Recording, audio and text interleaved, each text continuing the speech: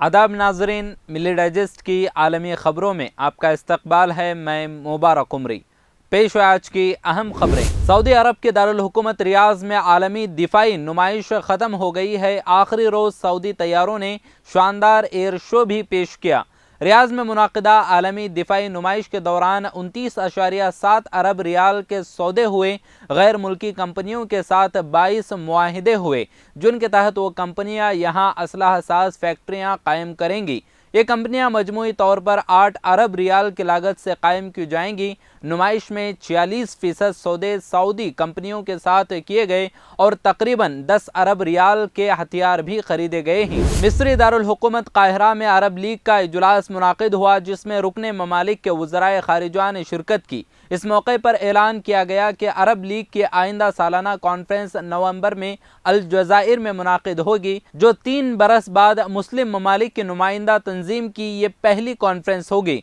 Cairo में होने वाले इजलास में फ़लस्तीनी अथॉरिटी के वज़ीर ख़ारिजा रियाज़ अल मालिकी, मिस्री वज़ीर ख़ारिजा सामेह शुक्री और उर्दून के ऐमन सफ़दी ने मुशावरती इजलास के दौरान फ़लस्तीनी महाज में होने वाली ताज़ा तरीन कार्रवाई पर बात की है। नेपाल में मुसाफिर बस के गहरी खाई में गिरने से कम 14 अफराद हलाक हो गए हैं। मकामी पुलिस के सरबराह ने बताया कि संखबा सबाह ज़िला में दिमक शहर की तरफ जाने वाली बस 300 मीटर गहरी खाई में जा गिरी, जिसके नतीजे में इसमें सवार 14 लोग हलाक हो गए हैं। हुकाम का कहना है कि हादसे की वजह जानने के लिए तहकीकात शुरू कर दी गई हैं और ये भी कि नेपाल में इस तरह के हादसात मामूल बनते जा रहे हैं। मुत्तहदा अरब अमारात ने तेल की पैदावार बढ़ाने का ऐलान कर दिया है, जिसके बाद आलमी मार्केट में तेल की कीमतों में 12% कमी देखने में आई है।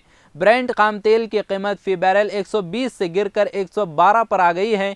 फाइनेंशियल टाइम्स के रिपोर्ट के मुताबिक वाशिंगटन में मुत्तहदा अरब अमारात के सफ़ीर यूसुफ फुतैबा ने अपने बयान में कहा कि मुत्तहदा अरब अमारात तेल की पैदावार बढ़ाने का हामी है। इससे पहले रूस के यूक्रेन पर हमले के बाद तेल की कीमतों में 30% इजाफा हुआ था और तेल तारीख की महंगी तरीन सतह पर पहुंच गया था। इराक में मामूल खाने की अशिया की कीमतें बढ़ने पर एहतजाज शुरू हो गया है। मुश्तइल शहरियों ने नासिरिया शहर में मुजाहरा किया, जिसमें 500 से ज़ायद अफराद ने शिरकत की।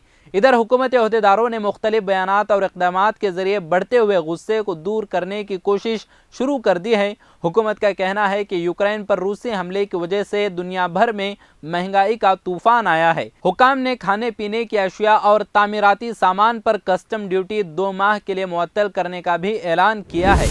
रूस का यूक्रेन पर हमला तीसरे हफ्ते में दाखिल हो गया है। तुर्की में मुज़ाकरात की नाकामी के बाद रूस ने यूक्रेन के शहरियों पर हमले तेज कर दिए हैं।